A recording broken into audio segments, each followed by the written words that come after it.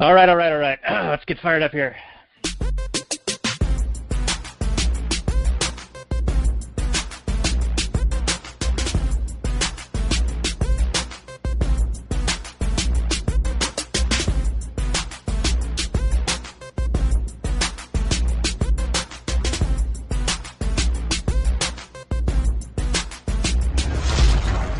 Maximum freedom.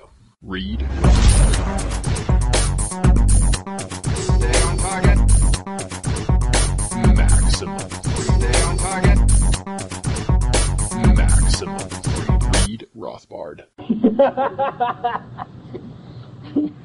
Hello and welcome to the Actual Anarchy podcast. This is the podcast where we talk about movies from a Rothbardian, Anarcho-Capitalist perspective. Tonight we are going to be talking about Incredibles 2, which is going to be episode 117 of the show.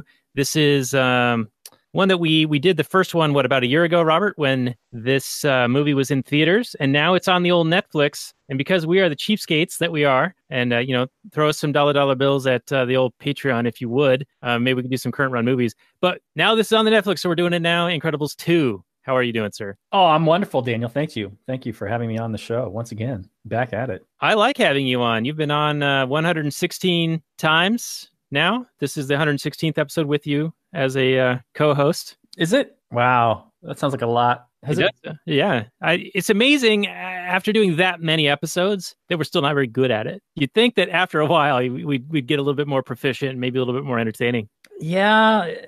Is there just a limit for each person that you can only get as good at a thing, and then you just plateau out? Yeah, that's probably the genetic ceiling, right? Mm-hmm. I mean, we could probably improve a little bit more, because you can always marginally improve a little bit. It's like that Pareto thing, 80-20. You can get 80% of the way good at 20% of the effort, but getting that last 10 or 20% is going to be incredible effort. Yeah, we'd have to really prepare and write scripts and things. That sounds horrible. Have interesting things to say. Stop thumping the mic, banging the desk, breathing heavy, saying ums and ahs and all that stuff. See, I just did it. There's a lot of content where it's just people reacting to things, so you really don't want to prepare, and people seem to enjoy it. It's fine. It's conversational. That's what it is. Good. That's what's so good. All right, so we got a Last Nighters portion of the show that we do, and without further ado, are you good with doing that? You want to go? I'm willing to try anything once. All right, we'll try the Last Nighters here once for the Incredibles 2.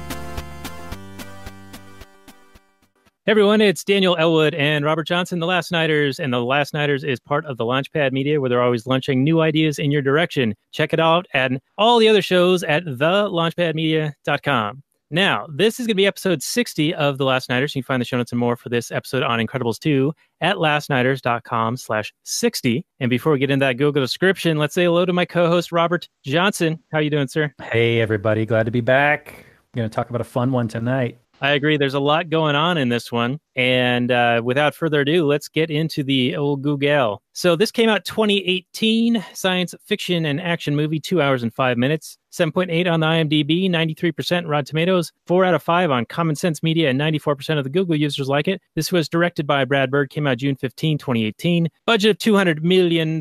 And check this out, the box office, $1.243 billion with a B, doll hairs. So pretty successful with this one. So here is the description. Everyone's favorite family of superheroes is back in Incredibles 2. But this time, Helen is in the spotlight, leaving Bob at home with Violet and Dash to navigate the day-to-day heroics of normal life. It's a tough transition for everyone, made tougher by the fact that the family is still unaware of Baby Jack-Jack's emerging superpowers. When a new villain hatches a brilliant and dangerous plot, the family and Frozone must find a way to work together again, which is easier said than done, even when they're all incredible. Increíble. So we got Craig T. Nelson, Holly Hunter, we got Samuel L. Jackson, we got Slippin' Jimmy, Better Call Saul, alumni, and what's that guy's name? He played Hinky in Community. Playing what character? He was the government official guy, or their handler. Oh, Dickers? Yeah, something like that. It was the guy who he's in Better Call Saul. He was in Breaking Bad. Oh yeah, when in Breaking Bad when he kills them at the end, he's like the cleaner guy. Yeah, he's the old badass. You know, the tough ex-cop. Yeah, it's been so long since I've watched that show, but he was one of my favorite characters. Yeah, why I can't think of him right now. I have no idea. Anyway, a lot of those folks are in this, and what do you say on that Google description there, Robert? Well, I'm surprised that it made that much money. I mean, I remember it being popular, and I know that they had built up a whole lot of, clout, or I guess you could say positive vibes from the first Incredibles, which was a fantastic film. And so any kind of sequel would be riding high on the coattails of that. But I don't know, there's a lot of problems with this movie. And there's some good stuff here too, but there's a lot of problems narratively that have been pointed out in some really good reviews that I've seen recently. But, I think I would rather get into the fun discussions that I want to have in regards to the content of this movie, as opposed to some of the more structural type debates or discussions. Like, I feel like some of those reviews has already been said in terms of how you can make the movie better, how these things don't work and how these things do work. But for you and me, I really want to get into the nature of, we'll talk about it, but the nature of the villain. And there's a couple discussions that the main characters have, which really triggered me in terms of, should we just jump right into it, Daniel? Now, when you say trigger, you don't mean like get your hate speech off my campus. You mean like triggered something in you or sparked an idea to have a cogent and rational discussion about. Yeah, whenever I'm watching a movie for enjoyment and then I hear a phrase or they start talking about something interesting or relational to the show in a way, I'm like, ooh, there's something. There's a little nugget that we got to expand on. Because, the characters will say something and it'll kind of be implemented into the plot a little bit, but it's almost like Brad Bird, who wrote the movie and directed it, was kind of trying to make a point in this movie. It really seemed like he was trying to make a couple of claims in this film about the world in general. Did you get that feeling? Yeah, I would say that he was bringing a lot of almost libertarian ideas to this. Like, what is the nature of law versus morality? Which one trumps the other? What is legitimate? What isn't? What is the nature of society? What is the nature of politicians and politics? I felt a lot of that going into this, and I don't know if that's because that's how I look at everything, and I'm looking for that stuff, or if it's really there. No, it seemed like Bird was making a few like almost libertarian arguments, especially there are two main points at which I thought he was doing it. Well, three, but the hotel dinner argument. Oh yeah, very, very heavy. And it's illegal. So yeah. It's bad. And he's like, what if the law is wrong? Yeah, it's good.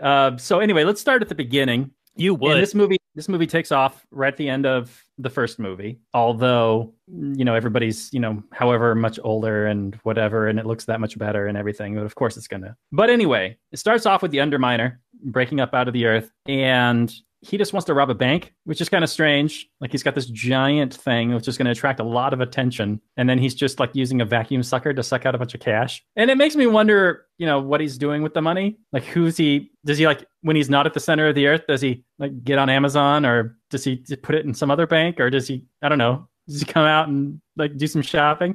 I would think that with where he resides, he would be running into gold deposits here and there and mining gold and collecting that and being totally rich beyond his imagination in that respect. Why would he go and steal Federal Reserve notes? Some fiat currency. Yeah, it makes not much sense. It felt like it was just, we need him to, at the end of Incredibles 1, we just need a new villain to emerge to have a reason to have Incredibles 2. And so it doesn't really matter why he's there. It's just, he presents himself as he wants to take over the world, like, nothing is beneath me, but I'm always beneath you. Right. But then he's just there to steal some cash. And it seemed like he was there to do more. And get away with it. He is still free at the end of this entire movie, right? It's true. He is. And he's kind of forgotten about, which I thought they were going to wrap something up at the end, but they didn't. Yeah, I was kind of hoping to see him like reemerge at the end, but they really didn't do any, what's that, like, not foreshadow, but, where you drop a, he's not quite dead, sequel on the way. Yeah, right. A little tease. Yeah, unless maybe there's a tease at the very, very end, but I didn't watch. Is there a post-credit scene? I don't know. I didn't watch it. Oh man, we might have messed up here. If there is, fine. Somebody let us know. We mess up all the time. But anyway, I thought it was interesting how as soon as the action sequence ends and the cops all point guns at the Incredibles, even the baby, and they're like, freeze! And then they arrest the Incredibles. Then they have this little conversation in this interrogation room where the cops say that the Incredibles stopping the Underminer or trying to stop the Underminer were doing a bad thing. That they should have just let the Underminer do what he's going to do, and then insurance would take care of it. Which kind of makes me wonder, if you're saying that laws shouldn't be enforced, then why are there cops in this universe? If the only thing that should happen is that a crime gets committed and an insurance company is alerted, which would just, if insurance companies are going to handle everything, then insurance premiums are going to go through the roof. Because kind of the point of an insurance company is to like insure like a whole bunch of gold or something, like insure all your valuables, but then you just like sit them out on your lawn and like not protect them at all. Like there's going to be no consequences if you come steal it. Then the insurance company would go, well, then I'm going to insure it for like an astronomical amount. You know what I'm saying, Daniel? I do, but I don't really follow the analogy because this money is in a bank. There is security in place. There are police. There are defensive measures. They do lock the door. It's not like they don't lock the door. Well, they lock the door, sure, but they're essentially saying that we're not going to do anything if it's stolen. We're not going to come after you. It would have been better had the illegal superheroes not intervened and all this property damage resulted. That's the argument from the police's standpoint. Right. Which I disagree with them because the Underminer had laid those charges and was going to sink the bank down anyway. So the amount of additional destruction from the Incredibles trying to stop him, how much more destruction was there? Well, okay, so what they're saying, well, from my point of view, they're saying is that there should not be any kind of good Samaritanism. Like if you see a crime in action, you should not ever try and stop it because you could do more harm, right? Right. So if there's ever, like, cops shouldn't chase people, right? Because you could do more harm. I think you could make that argument. And our buddy at Liberty Weekly, Pat McFarlane, he's got an episode where he talks about how the police have no duty to protect you anyway. They have no duty to intervene. Even if there's a crime in progress, they don't have to come to the defense or aid of another. Well, it's true. A court did decide that they didn't have any obligation to protect or to serve. Right. And in many cases, when they do pursue, that's when innocent bystanders do get injured.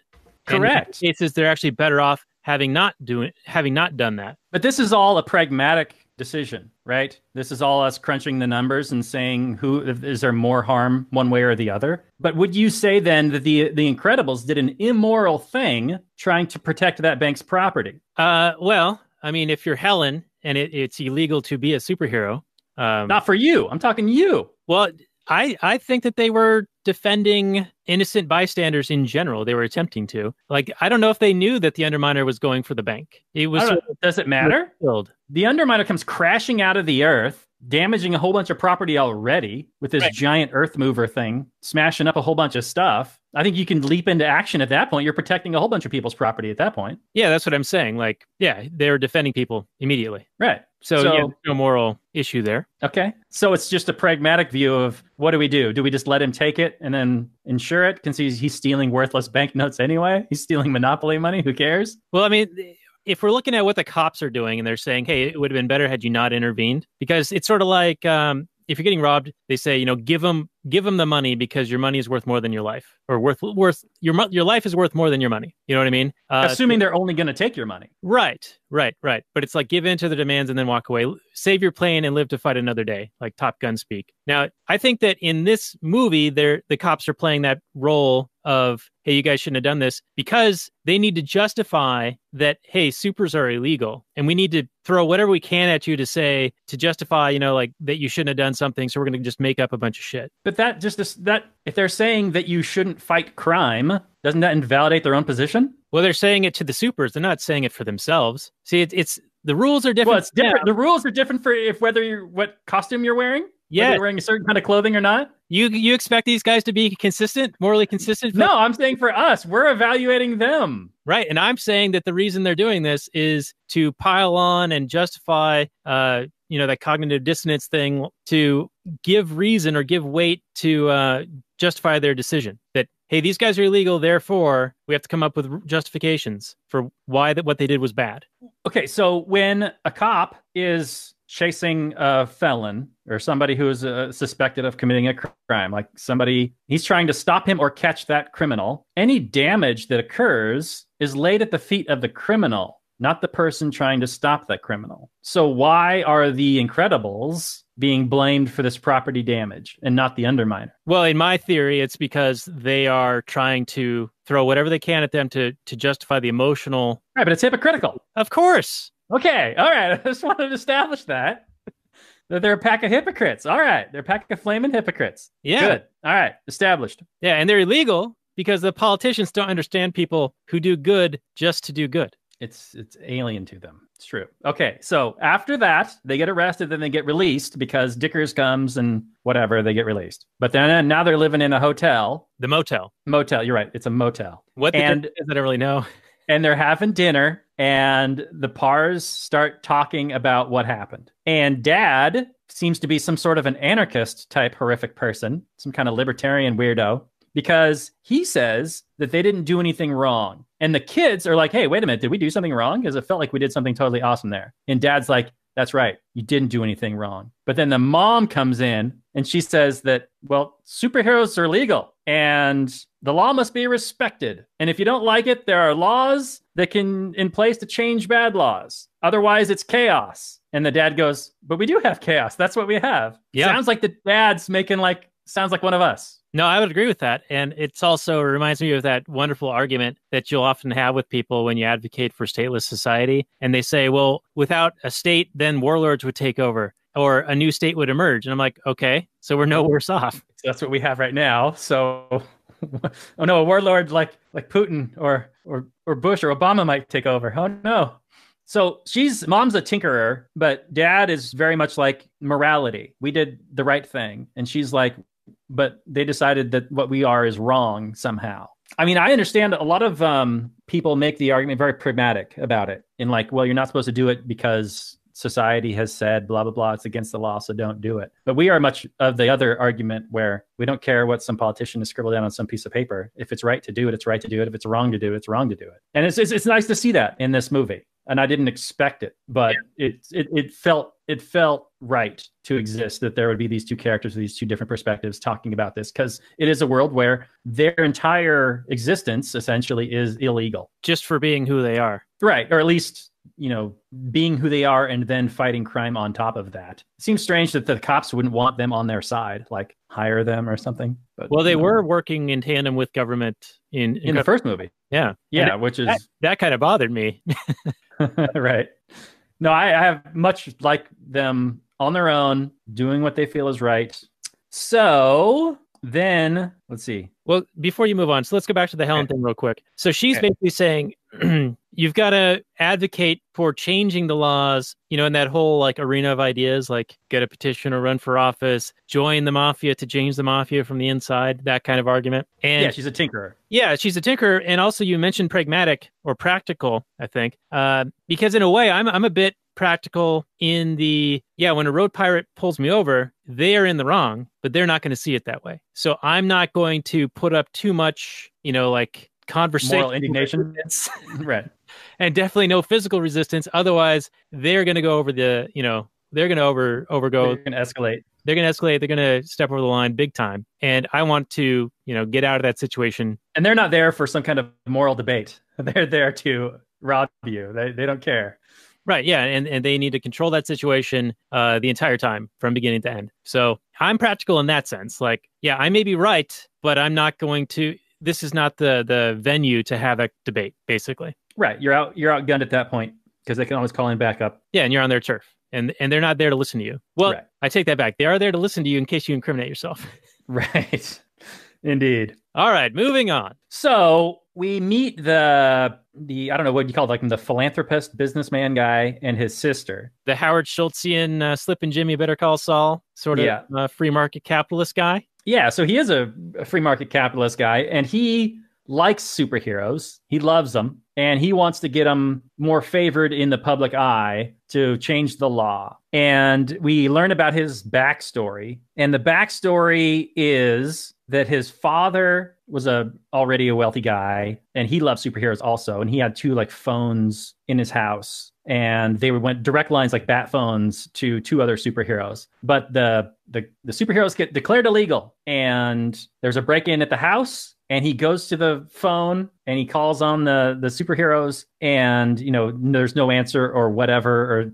But it's that whole scenario seemed really unrealistic to me. Like, I get it, you would want to go call these superheroes, but then to have no other defense. So like, they have a safe room and there's like a lantern, like, why didn't you just go to the safe room, blah blah blah. Well, you could do both, or have the phones in the safe room. Hey, there's an idea. Or have a gun, or I don't know, any number of things. It seemed like a plot device to give the villain some kind of motivation. I don't know, I didn't like it too much. Let's put it that way. What did you think of that, Daniel? No, I agree. There's a lot of holes with that. But also the biggest glaring one is, if it is going to motivate the villain, the evil endeavor, right?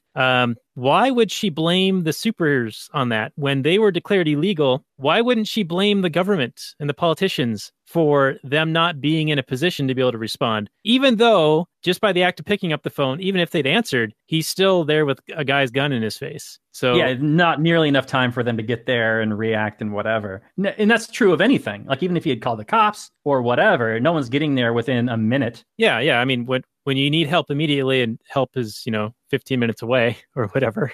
Right. And so this inspires our villain to be, because we get a monologue later on talking about how everybody's becoming over reliant on superheroes, which is kind of a metaphor for being over reliant on cops and government. To me, it is, because she's saying it makes you lazy and weak to not, defend yourself, be your own, I guess, independent person, I guess you could say. Yeah, I must sympathize with that a little bit.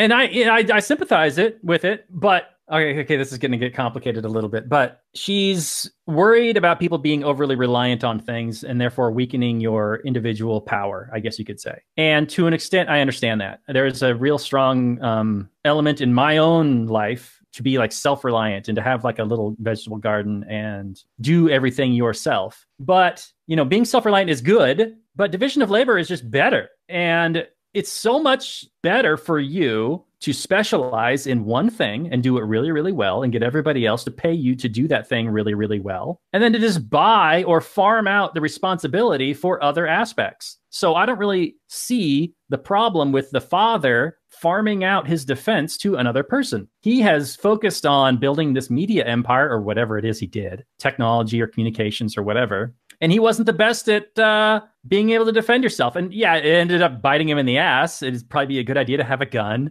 and to, I don't know, put bars on the doors, or have a security system, or have some dogs on the property, or have a security guard or 2 or 3 on the property. I mean, he's rich, he can afford it. And he built a safe room. So I see the villain's point of view that, being independent and being self-sufficient is good. But I don't know, man, the division of labor it's allowed the world to become so much better and for so much wealth. It's built so much wealth, which is why the Ancom primitive people, the Anprivs, are anarcho-primitives who want to get rid of division of labor and everybody go back to, Pol Pot style, working the land, tilling the land. And it just makes no sense to me. Yeah, we're all self-sufficient. Great. We're all living in dirt. Fantastic. Because nobody is working on the computers and nobody's working on the refrigeration system and, specializing. No, I'd agree. Yeah. And it is, it's really hard for me to understand the Evelyn Endeavor's screenslaver's position, because she's against selling things, right? She's sort of against money. She's very tech savvy. And so she advocates in her own division of labor, right? Being very specialized in a very specific area. Yeah. So I don't know. I mean, you can't really expect people to be consistent, right? That's just not how humans tend to operate, I guess. Especially, well, she's super not consistent because she's also against like screens, but she uses screens all the time throughout the entire movie. She's constantly watching a screen to check in on what her minions are doing and to see what Helen, or what's her name? Helen, Elastigirl, yeah. Yeah, Elastigirl's doing. Yeah. I mean, screens are doing good things, allowing them to do good things throughout the whole movie, but then she seems to be against them. Well, she's using them to like watch Helen. watching Helen and using them to hypnotize people, by the way. Yeah, and she's using them to do bad things, like because she's basically the pulling all the strings. She's orchestrating the whole thing behind the scenes here. But do you think Brad Bird was making comment to society in general, where everyone's got their cell phones, they're walking around, like cell phones at eye level, no one interacts with each other. Now it's just all through screens. Yeah, we're talking through a screen right now. Right, for sure. Yeah. At one point, there's Screensaver's monologue while Helen's tracking him down to the pizza guy place. And it says something like, lay back and assume your interests are being served and your rights upheld so that the system can keep stealing from you, smiling all the while. And if you're talking about government, I think it's really on point. Lay back and assume that your interests are being served and your rights are upheld, which the government is actively infringing upon all the time, so that the system can keep stealing from you. Yes, taxation is theft. Smiling all the while. Politicians are constantly smiling all the time as they rob you. I think it's fantastic. But it's actually talking about, I don't know, what the system of TV screens? I'm not really sure what her point is. Well, I think most people watching this would think that she's talking about capitalism or consumerism and corporatism, Business is distracting you and stealing from you, robbing you. Robbing what from you? It's actively making your life better all the time, or else you wouldn't do it. I mean, TVs can be a bad thing. I agree. Like, they can send out bad programming to you and whatever. But it's also something that has brought a ton of joy and information to people where it wasn't available otherwise. It can allow you to multitask. You can get all kinds of entertainment and enjoyment into your home, where otherwise you would have had to go out and go to a play, which was usually really expensive. It only happened rarely. Is something, it was like relegated to the rich, where now everybody's got a flat screen. And that's not necessarily the greatest thing, but it's obviously a benefit of capitalism and wealth. Otherwise, you're going to watch a show like once a month, maybe. I don't know. I mean, maybe in your free time instead, you're going to read a book, which would have been better. But, people prefer it. Are you going to say something? I'm not sure how to respond to that. Are you on board with Screenslaver? Are you saying that? Do you think that she has a point there? The TVs are bad, screens are bad. Well, I think they can be. I think people can get absorbed into things, but it's individual choice if that's what they want to do. I mean, it has made communicating far more effortless and being entertained on the go far more effortless. And it's also given the government more reason to intrude in your life, like in your car. Like, you can't use your phone in your car anymore. And I'm sure there's a higher prevalence of accidents as a result, but I think that there's free market solutions to that. We don't need to initiate violence to solve a problem like that. It seemed like she was making a moral claim about technology, but it seems to me like technology is morally neutral. It's how you use it is what makes it immoral or immoral. Absolutely. Yeah. Any tool can be used morally or immorally. It's just an inanimate object. And it seems, it's strange that she would pick out screens, because that seems to be the whipping boy du jour.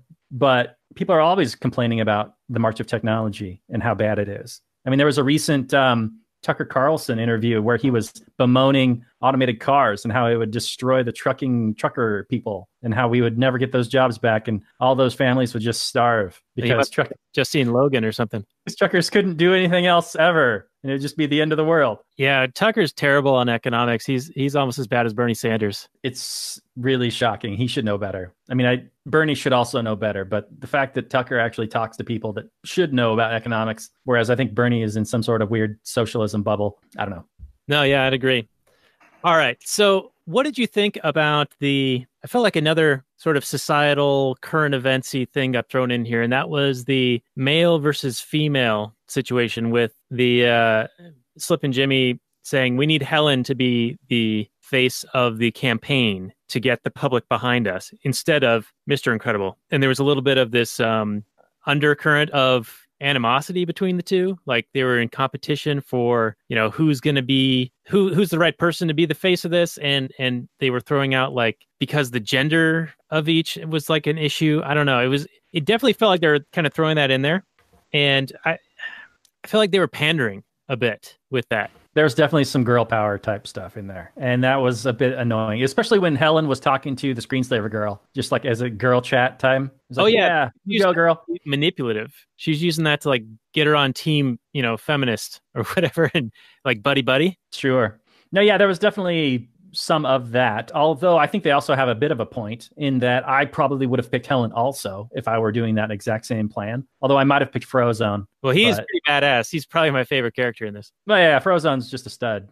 he's probably the most powerful guy. I mean, he can just do anything for the most part, but he's also just badass. Anyway, I mean, if their goal is to, fight crime with as little property damage as possible, then you're going to pick a guy like Frozone who could just freeze everything and then have the ice just melt harmlessly, essentially. Or Helen, who is, pretty and doesn't smashy stuff too much. And she's rubbery, right? Right. Yeah. Now, this whole thing sort of reminded me, because they do bring it up and then they sort of play with it a little bit. And then when Helen does decide to go and help these guys, Craig T. Nelson's character says, well, you go get us, legal again so that I can do it better.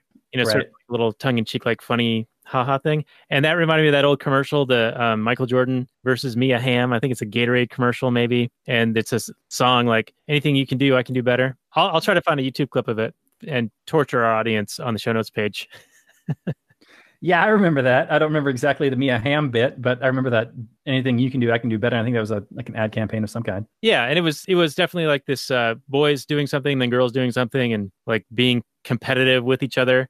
And this is way before all this like gender nonsense that's been going on these days. Because now, we talked about this, I think, on the last episode. Now there's transgendered people like competing in events that are intended for biological men or women. And they're like, because they are genetically different, hormonally different, all these things, they're just dominating in these events, right? And so it's like destroying the entire point of doing them. Yeah, they're pretending as if it doesn't give them an advantage to have had, testosterone pumping through your body for X number of years. It actually absolutely does have an effect on your physiology. Why wouldn't it? But they just pretend like it doesn't. Because today, you identify as a woman. So before you get to, race against women.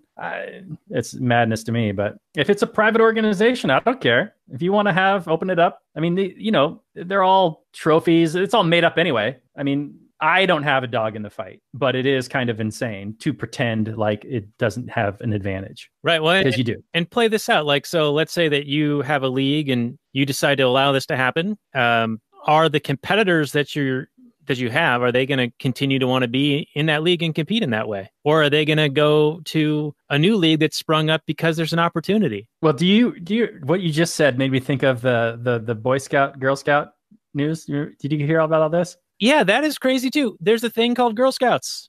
Okay, there's a thing called Girl Scouts, but they, got angry at the Boy Scouts for not accepting girls. So the boys said, okay, you guys can come in and now we'll have just the Scouts. We'll just be the Scouts. Okay, fine. Now there's a section of the Scouts that is for girls only. So why didn't you just keep it with the Girl Scouts and then the boys could just be the Boy Scout? I don't understand. Why do you have to take over something and then exclude the boys? Because they're never satisfied. It's like, you can't have a thing. We're going to come in and we're going to take it over and then we're going to exclude you from your thing. Why don't you just have your own thing? It's hilarious. But anyway, yeah, so there would be a market response from that, right? From you having your own league and you had it your way, where you accept all the trans people and whatnot, and then another league where they wouldn't, and let the market decide. Yeah, because I imagine that the league that would allow anyone to compete in that way would have fewer eyeballs, fewer tickets and fewer competitors actually wanting to participate in it. I think it would definitely disincentivize biological women from competing against the non-biological women. Yeah, because you're at a disadvantage. You're at an inherent disadvantage. Maybe you want to put yourself up against that. Maybe you don't. Maybe you want to compete with the biological men. Go for it. I mean, it doesn't affect me in any way. Yeah, I'm probably not going to watch it. I mean, I don't watch the WNBA either. So, Well, neither does anybody else.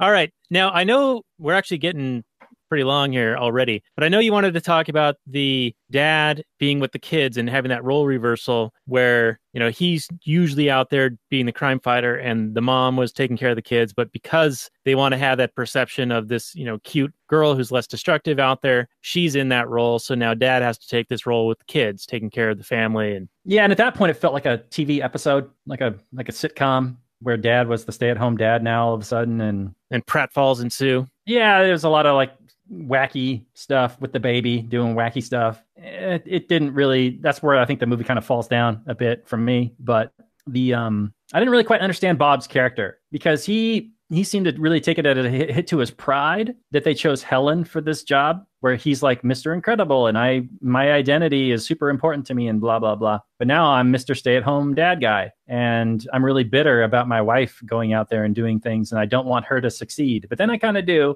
but then I mostly don't. It seemed weird because wouldn't you want your family members to succeed? I mean, if you love somebody, you want them to good things to happen to them and to do well. But when she saves the train, he's like pretending to be happy on the phone talking to her, but in reality he's like turning on the phone and he's like almost irate, losing his shit. Well, because he wants it to be him, he's used to doing that. That's what he views his role to be. So I'm sure he's happy for her, but he's like, man, I'm missing out on doing this. So I could totally see him being conflicted, and I thought that was played up pretty well. And let's talk about that train a little bit when we finish your thought here. Well, but isn't raising the children like an equally important task? Like, I understand, that's why the division of labor is so good. You've got one parent that is raising the kids. They're at home, not entirely, but a lot of the day. And then you got another parent that's out like bringing home the bacon. And both roles work together to make a cohesive unit that succeeds. But now that this role is reversed, he's like butthurt about it. I don't know. It's like he doesn't see the inherent value in what he's doing until later on. I guess that's this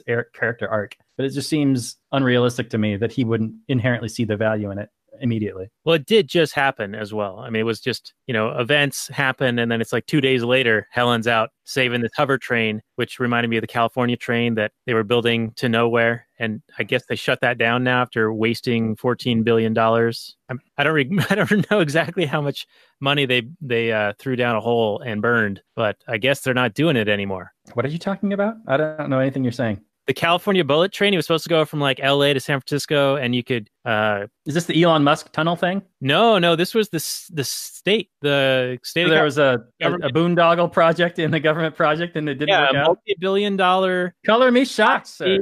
Bullet train that would get you from LA to San Francisco in like 2 hours or something like that. And they said it was going to cost like $3 billion, and then it was like $9 billion, and then it was like $20 billion, and it hasn't been built. Like a bunch of the work had been done, but then they scrapped the thing. Gavin Newsom, the governor of California, has said, we're putting this thing on hold or canceling it. This is all, a couple of weeks ago. So the California's broke. Oh, yeah, totally broke, even though it's like the 7th or 8th largest economy in the world. With the highest amount of poor people. It's the highest poverty rate and the highest it's awesome. That place is a shit. Highest regulations. Yeah, it's great fun. When I used to do some work for a nationwide company, and we would print things for them, and we had to have a California version and a rest of the country version because you had to have the font be a certain size on the California one. That's awesome. And it made it be like extra pages. Well, yeah, and isn't there, whenever you buy a product in California, it says like the state of California has determined that this may cause cancer or something that contains cancer-causing agents. I don't know. Do people just print that on all their packaging? No matter where they're selling it? Everything. I rented a car there, and it's like on the glass in the car. It might as well just say California may give you cancer. And I think they're not wrong. I think it's spreading through Oregon and up to Washington now. It is. Absolutely. It's spreading. The cancer of more regulations, more taxes, more socialism. It's on the East Coast too, big time. But anyway, we knew that. Yep. All right. So people have more trust in monkeys throwing darts than Congress, which I thought was a fun line. But back to Bob raising the family a little bit. He helps Dash with his homework, and they're talking about this new mathematics. And I know that was a thing about Common Core, how they say, you do math differently. You have to think about it in like chunks or blocks or something. And like anyone who was in, school like 10 or more years ago will have no idea how any of this works. And I like Bob's comment where he's like, what do we change math? Math is math. What's going on here? What is this new math stuff? Why are they changing it? And secondly, it reminds me of Henry Hazlitt had a book that came out refuting everything in Keynes's general theory called The Failure of the New Economics. And unfortunately, it didn't get super popular because the general theory, which is hocus pocus bunkum, Keynesianism garbage, just stood basically popularly overtaking, like intellectual circles, and not because it won out in the argument, it went out in popularity.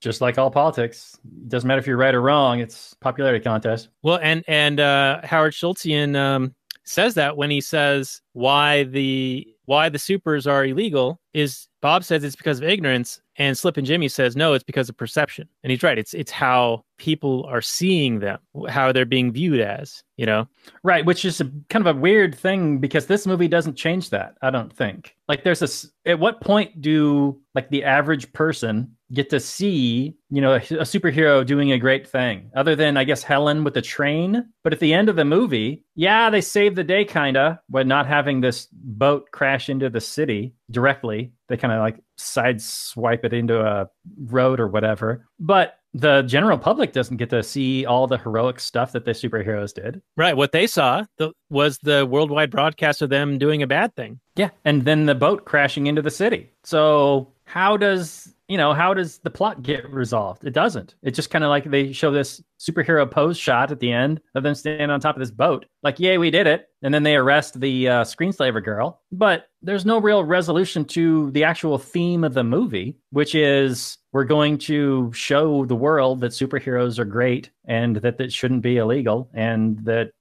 everybody can help out and fight crime themselves and blah, blah, blah. I don't know. It seemed like an incomplete movie to me. Well, it's not like you're wrong on that. They were doing a signing ceremony where they were making superheroes legal again. But then there's that broadcast where they're saying, we're tired of taking your shit and we're going to do bad things to you now, when they were under the screenslaver's control. Right. And that's out there, buddy. That's out there. That's been broadcast. Yeah, with wearing the weird goggles that are obviously screenslaver goggles. Like they've never seen these superheroes ever wear that before. There's a throwaway line from the screenslaver lady is like, oh yeah, I updated them with new technology. They can like see heat seek and whatever, blah, blah, blah. Aren't they cool? And the Howard Schultzian guy is like, yeah, okay, fine. And he buys it, but I don't know. Yeah. What else should we say? I don't know. I'm at a loss for words. So, all right. So you're going to be Mr. Mediocre here?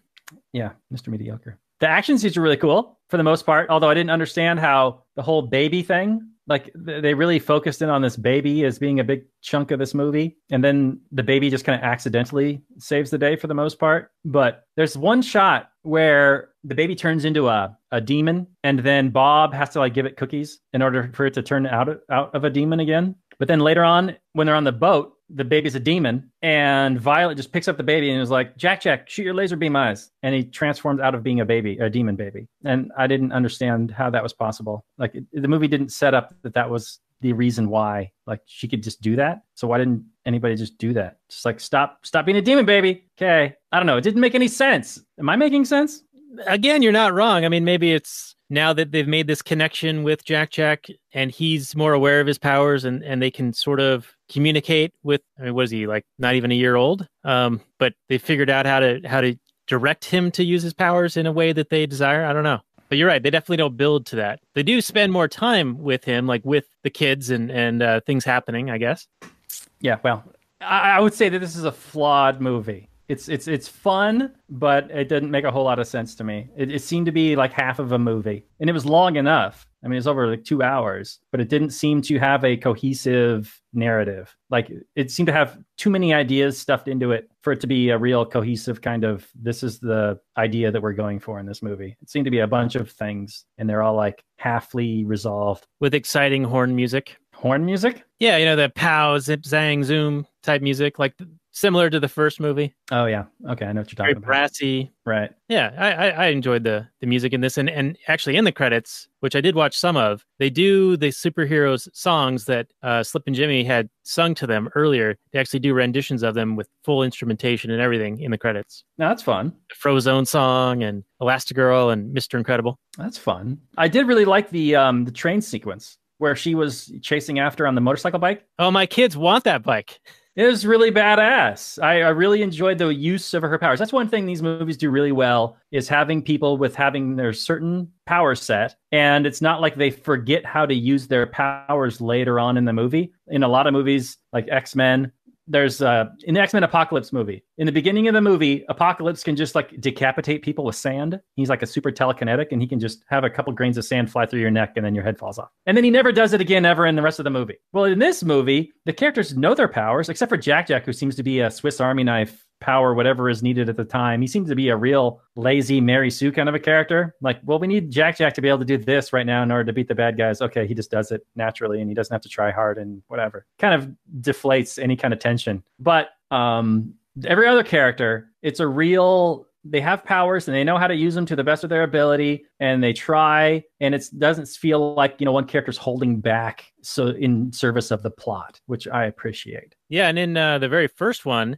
Violet is still learning her power and she doesn't trust it just yet. And so they did a really nice arc with that, with her saving her brother and her or her whole family by the end in the very last moment, like without really trusting that her power could do it. But she eventually did. And she did it again in this one, but it was more old hat. Now she has the ability to do it. I do think they didn't use Dash very well in this one, though. They didn't use him very much. And when he was running around and whatever, it didn't look as fast as Speedy Gonzalez as he was in the first one. Yeah, definitely not. Like, there was agree with you. Effect. I think they did him differently in this one. Yeah, they seem to do him. They slowed him down and barely used him. It's true. Maybe because he's too overpowered, so they just didn't use him. Because a really fast character can pretty much just solve everything like almost instantly. You could have, it's like with a Flash. I mean, in reality, his powers are he's so powerful that he could knock you out with just like swinging his arm, just from the concussion of the compressed air going by would knock you out. But he doesn't, because, there has to be some sort of dramatic tension. Maybe they created a character that's just too powerful with Dash. I don't know. But let me talk about one thing that I really, really liked about this movie. And this is like a super cheeseball moment. And it might expose all the amount of soy in my body. I don't know. But there's a scene with Violet where she is confronting the boy that stood her up in the school next to the lockers. She is animated so well in that scene. I really like the facial expressions where she is showing a lot of vulnerability and awkwardness and anxiety and, sadness and frustration. And I just want to give a shout out to the animators in that scene. It was really well done. Well, it is Pixar. I mean, this is some top quality shit right here. Yeah, I really liked what they did with Violet in this movie. It might have been a little bit on the nose and a little bit obvious, but I thought I really liked her character. Well, that's good. Well, at least you have core beliefs, which is the thing that Helen says to the Evelyn Dever at the end, because she's a bit of a nihilist at the end there too, isn't she? Devers? Yeah, Evelyn Dever. She's very pragmatic, and I forget what she said. Just because you saved me doesn't make you right? Is that what she says? Yeah. And Helen's like, well, at least I have principles or core beliefs. So Evelyn Dever didn't learn anything. She still thinks she's right. And she sees the Incredibles as the bad guys. Oh, by the way, if you're going to fall out of an airplane at that altitude and speed, you're not going to make it. I'm sorry. I watched the documentary on D.B. Cooper, the guy who stole like $1 million on an airplane and then jumped out at like 30,000 feet from a jetliner. And they're like, yeah, at that altitude, you would get torn up. Just by jumping out into the air? Yeah, by jumping out in the air at that speed and at that altitude, like there's not enough oxygen, so you get asphyxia, and then something would happen to you where you'd basically get exploded. Interesting. I don't know the science on this. I'm just remembering a documentary I saw probably 25 years ago. So this is, take it with a big fat chunk of salt. Like everything I say on Okay. this. I mean, it's like paying a price for a choice you never made, which I think Bob Parr says. Oh, yeah. Yeah, that's what he says to Violet. Yeah. And I was like, I heard that and I'm like, oh, you mean like voting? All right. Well, I think that we should probably get some final comments in and then do our summary and review. So I have no further comments. This was a mediocre cash grab movie that obviously grabbed a lot of cash. I don't think it was as originally, as inspired of a film as the original Incredibles, which I still hold as one of the best superhero movies of all time. This movie felt like a sequel. It didn't feel as inspired. The character motivation seemed fairly muddled, especially with the villain. It just didn't seem like a very focused film. So anyway, I'm going to give this middle of the road. I think kids might like this more than adults, but if you're an adult, you can probably still turn off your brain and still kind of enjoy a lot of the more action-y bits and some of the character moments. So I think this is a 5. An even 5. Even Steven, flip a coin. All right. Wow. Okay. I think that my impression is going to be a little bit better. I was happy to see that they made a sequel, and apparently a lot of people did. I mean, $1.2 billion on a $200 million budget, six-bagger. It's surprising to me in a way because sure, it's Disney, sure, it's Pixar. I didn't think that the original Incredibles was like super popular. I thought it was more of the, lower on the ranking of popular Pixar movies. I figured that WALL-E would be way up there, and Up was a big deal, and Toy Story, the trilogy there. They're making another one. Yeah, right. Yeah, it's coming out like in May or June or something. But I didn't realize that this one had that big of a following. It remember when we did Blade Runner 2049, and it seemed like they were making a movie for the fans, and they were really expecting it to do well because they thought there was this hardcore, intense fan base that was just going to come out and see it. And it disappointed heavily at the box office, even though the movie was really well done. I mean, it was like a love letter to the fans of Blade Runner. And to contrast that with The Incredibles here, I don't think there's that like strong of a fan base for this, but maybe it has just a wider appeal, and maybe that's kind of that lowest common denominator kind of thing. Like, it's I think you get the kids, you get the nostalgia from the first movie, the kids that watched it when they were growing up. You know, you got like the 7 and 8 year olds that are now in their early 20s. They're going to watch it, and then you also got the huge superhero crowd. So yeah, right. And superheroes it went through a long period of mediocre superhero movies, and then I guess in the last 5-10 years they've gotten pretty decent. I guess Dark Knight, that trilogy, sort of helped boost it back up, and then some of the Marvel stuff. Marvel's kind of been hit or miss. I mean, you're more the connoisseur of that realm, and I think we should do another couple of Marvel movies at some point. Like Civil War, I hear has plenty of good discussion points. Infinity War, supposed to have a bunch of good discussion points. Winter Soldier, yeah, all that stuff. Anyway, yes, all those things. Talk about Incredibles 2 here. I did like the somewhat libertarian messaging in here. It seems like Brad Bird might be a bit woke in our respect. I didn't view the Screenslaver monologue or screed as the way that you did, but I'll go back and re-listen to it. And because you're right, I mean, what you told me, it does directly apply to if they were talking about government, it would be spot on. But I think that the intention was, have you seen Mr. Robot, that TV series? No, I've heard good things, but I haven't watched it. Yeah, we just started watching it. It seems really well done, but he's against money and corporations. And so it's sort of like how I envisioned the Screenslaver's screed to be, was meant to be against capitalism and against business and against money or caring about money. Could I interject one question real quick? Yeah. If Mr. Robot's against money, what is his alternative solution? I'm getting there. Okay. I watched the first episode last night, so I'll give you a more further report later on. Just guns in everybody's faces all the time? That is in the gold speech in Atlas Shrugged. That is the alternative, which is a great speech, by the way. The D'Anconia speech. I'll put a link to that on the show notes page at lastnighters.com/60, which, I'll just go with that. 6. A 6.0 is my rating, so a little bit higher than you. 6.0 for episode 60. So that's Incredibles 2, everyone. There you go. One question about the movie, Daniel, before we wrap this up.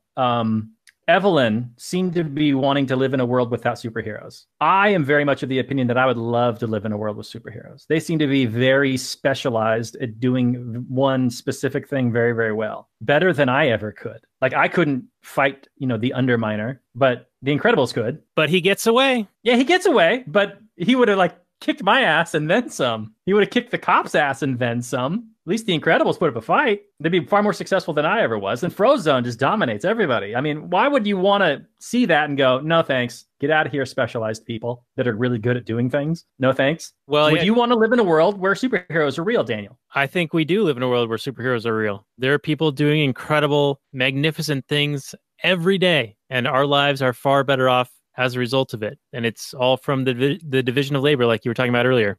Specialization and capital and elongation of the capital structure and satisfying consumers' wants and desires. There's things that weren't dreamed of 50 years ago that are commonplace today. So it's true. Miracles happening all the time. We live better than the kings of hundreds of years ago. And I want people in a couple hundred years to look back at our times and go, what squalid poverty these people lived in. Because I want their lives to be so rich and wealthy. They can look back and go, oh my God, can you imagine? What a nightmare. Yeah, I would agree. And I think that, and we can end on this, I think Evelyn perhaps was saying that she didn't like the inequality of abilities. She wanted to make... I'm not as good as Mr. Incredible, so he shouldn't exist. Because that was kind of a theme at the end of the first one, right? They wanted Dash to not show his abilities, to be... Yes, to be Mr. Mediocre, get second place. Mm-hmm. So maybe that carried through. I don't know. I'm sort of making shit up at this point, but that's what I do. Me too, buddy. Now, Robert, next week, I think we're going to do another episode, you and me. You really enjoyed that movie, The Ballad of Buster Scruggs. Is that correct? You bet your bottom dollar. Okay, and that's the Coen brothers, and it's out on Netflix. So if people want to check that out, it's 6 little Western vignette kind of stories, little encapsulated stories that are sort of in the same genre, but they're completely distinct and separate from each other. Yeah, I mean, they're all told in the same kind of tone, Coen brothers tone, but there's nothing relating from one story to the next, that's for sure. That I can tell. Right, but you gave it super high praise, and so you said if I watched it and saw anything in it, perhaps we should do it, and I think there's plenty to talk about in there, so let's do that next week. The Ballad of Buster Scruggs. Sweet. I watched it just recently, and I can't wait to watch it again. So such a fun film. I mean, not that every vignette is, a laugh riot or anything. I wouldn't say there's anything that's really a laugh riot. It's just a quirkiness and a tone that you just don't get in other movies with the Coens that I really enjoy. All right. Well, that's what we'll do for next week. So thank you guys for joining us for this episode. You can find the show notes and more at lastnighters.com/60. If you'd like to get some early access or pre-show and post-show, you can join us by supporting us on Patreon at lastnighters.com/Patreon. You can also find this on the Launchpad Media, where they're always launching new ideas in your direction. And I think that's it. So I will say good night from last night, everyone. Peace out.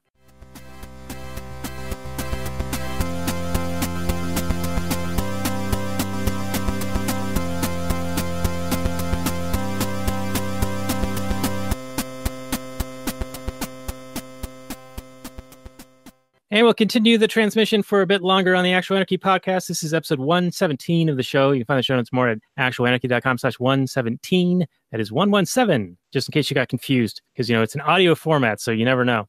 So, Robert, there was something else in the credits after the badass superhero songs, the renditions of the songs, and that was they had a department called Inclusion Strategies in the credits. And I'm curious what you think that means, because I think it means acquiescing to the demands of the Twitterati and the SJW types. This is a real department inside Pixar. According to the credits. Inclusion strategies. Yes. Absolutely. That sounds like they're pushing diversity for the sake of diversity. Yay. I mean, Pixar's going downhill like Disney's going downhill. I mean, Disney's been SJWing up Star Wars for the past couple of years. Kathleen Kennedy is an avowed feminist. Brian Johnson is also an avowed feminist. Currently, Brie Larson is an avowed feminist, and she's been making all kinds of overtures towards the feminist / cat lady type crowd and getting rid of white men from watching her movie. So it's an exciting time. Do you think that this is them attempting to satisfy consumers? Do you think that the consumers are demanding this, or do you think that this is more of a hostage situation? No, this is them trying to shape public opinion. This is them pushing their ideology. This is them thinking that feminism is going to lead to a better world, and therefore we should push this in our movies, showing people how to behave, how this is going to be better for everybody.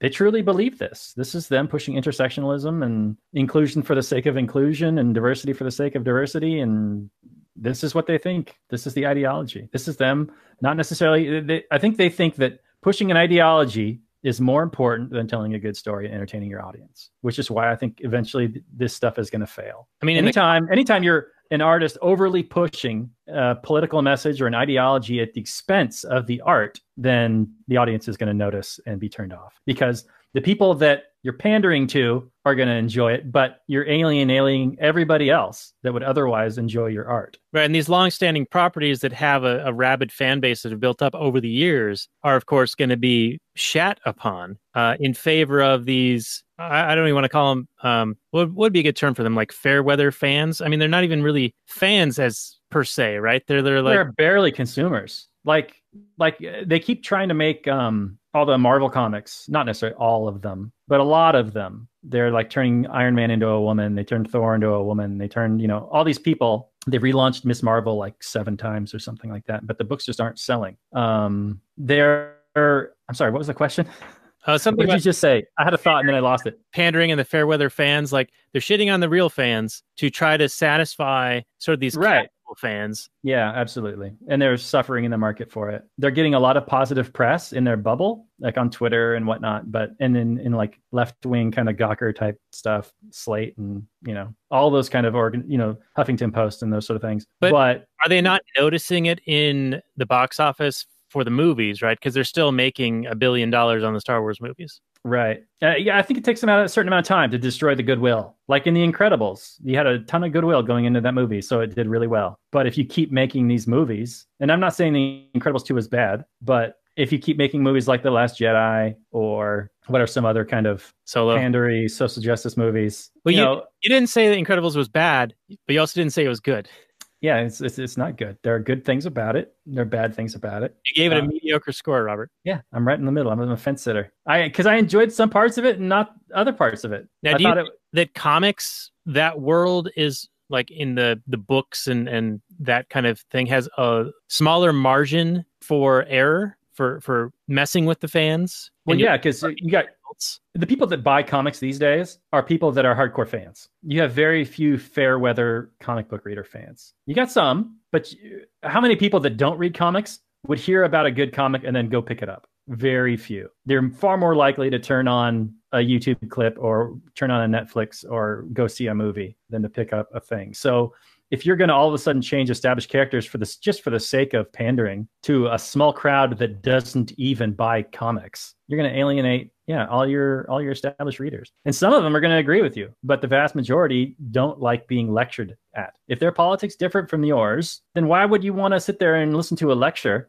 from a character when you just want to be entertained and you're spending your hard-earned money? I mean, comic books cost like $5 a comic book. It takes like 10 minutes to read one. You're not really getting a huge return on investment for your entertainment dollar compared to a Netflix, which is like $7, $8, $9 a month. It's just not that great of return on investment. And you're messing with, probably a dying fan base. Comic books used to sell in the millions back in the 90s. I think X-Men #1 is the greatest selling comic of all time. And it sold like 3 or 4 million copies. I don't know. My numbers are way off, but I know it's the #1 selling comic of all time. But now these days, a good selling comic sells like 20 to 30,000 copies. It's just nowhere near the numbers because the competition. And then why would you continue to alienate a dwindling fan base as it is? It makes zero sense to me. But these people are ideologues and they want to push their agenda. They want to make a better world as they see it. But the funny thing is that not only are they alienating their fans, but then they go on Twitter and they insult them. And they claim that anybody that doesn't like their work is a misogynist, bigot, blah, blah, blah, all that stuff. So it's hilarious to see all these social justice-y type creators and artists just eat it. I applaud it. I want them to fail. And I don't want people to fail, but you have to allow people to fail. Yeah, there's when they're not going to be consequences for this type of stuff. And I don't know, you watch the Super Bowl? Did you see like every other commercial was some SJW kind of? Yeah, there's some kind of message to it. Yeah, it's getting more and more prevalent. They're definitely pushing. You see, as these ideologues get into higher and higher positions in the corporations, as they move up the chain of command, as the old guard die, these levels of ideology are going to be pushed more and more because these people see it as an imperative. And not so much they're not really capitalists. They don't care about servicing their customers as much as they do changing their minds. So it's a vehicle. They're using the goodwill that has been built up over generations, and they're spending that currency to hopefully change people's minds to their way of thinking. And they're making bad art, in my opinion, because they're pushing an ideology instead of entertaining. They're trying to do both at the same time, and it ends up just alienating your fan base. Is that what we're doing wrong? You can't separate us from, I don't know. Would you call this art? I suppose. Well, we are trying to entertain and educate or indoctrinate, depending on which side of the fence the listener's on. I would hope we're not necessarily trying to indoctrinate. I mean, educate about economics. I mean, if you think we're wrong, argue with us. I'm open to any kind of counter argument. Yeah, hit us up on the Facebooks, or you can email us, Daniel@readrothbard.com or Robert@readrothbard.com. Or even better, send us some money on Patreon, and then we'll respond to your questions. All right, well, let's wrap this up and get into some Kathleen Turd Overdrive, which is some bonus content that we offer for our Patreon supporters. So if you want to get in on that, go over to actualanarchy.com/Patreon, sign up for, I think, $5 or more per month, and you'll get all sorts of extra stuff that we talk about. And I think tonight, I want to ask you about the fake hate crimes. And let's get into that a little bit, because that's been in the news lately. Jesse! That's right. Okay, so episode 117 of the show is in the books. It's wrapped up. Check out the show notes and more at actualanarchy.com/117. Thanks for joining us, everyone. Peace out.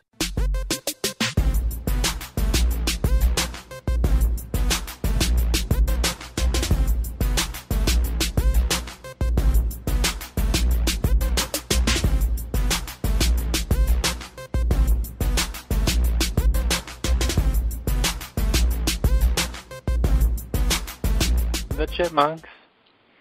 CHIPMUNK. We're the chipmunks.